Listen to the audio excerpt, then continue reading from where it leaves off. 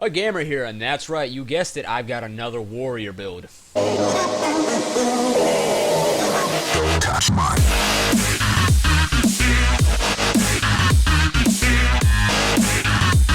As always, let's start with my utilities. Healing Signet. There's still currently nothing more effective at healing other than the Healing Signet. I mean, 382 health per tick, and if I pop it off, I gain resistance if I'm under serious condi pressure. I mean, Healing Signet's where it's at. Signet of Might, I love the 180 power. I mean, I just hit a little bit harder, so why not? But when I activate it, my attacks become unblockable for 6 seconds. Very useful against Mesmers, other warriors, even Guardians. Especially Guardians. When they're down low, they will pop off some sort of block, some sort of shield. I activate my Signet of Might, a Whirlwind, or I just simply burst them down real quick. Go right through it, they drop. Amazing. My current weakness is Condi Pressure, so Berserker Stance is my answer to that. I gain resistance for basically 9 seconds, and I even gain Adrenaline for all those for that time, so why not? Very useful.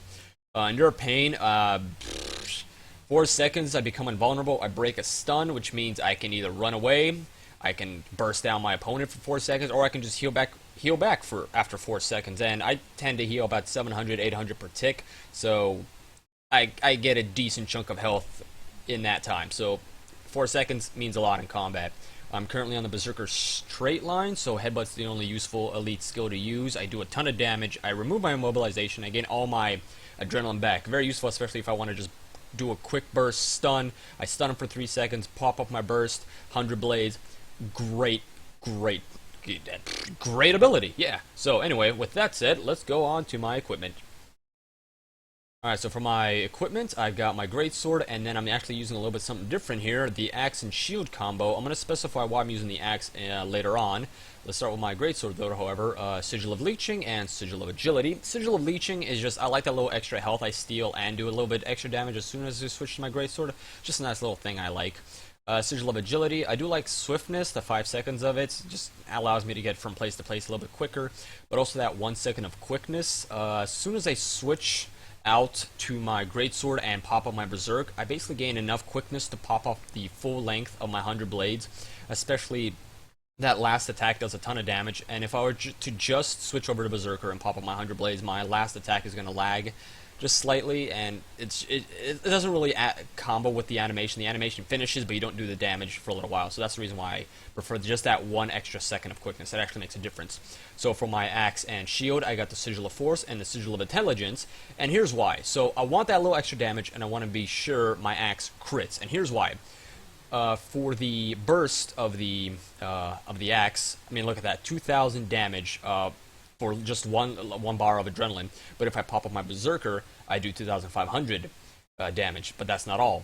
If I'm fighting in a group fight, for instance, in middle, and I hit someone, if there's someone behind my enemy or my opponent, and there's several people, that damage gets transferred to them. So that's a lot of damage really quick, and I've seen 9k crits on my opponents, so that means if someone's standing behind them, that's about 18k of pure damage. And just combo that out with my greatsword, 100 blades, stuns, I can one-shot practically almost anyone if given the opportunity. Headbutt, eviscerate, decapitate, 100 blades, and then another burst off top of that. I will do 30k of damage really fast. So that's very powerful, and I love that. And Rune of Strength, love that extra power, and I even get 5% extra damage while under the effects of Might. And generally speaking, I'm always under the effects of Might, so that's not a problem, so I always get that 5% extra damage increase. And then Berserker Stance, Berserker Amulet rather, 1200 power, 900 ferocity and precision. Basically, I'm just going all out for damage. So that is for my equipment. Let's take a look at my traits.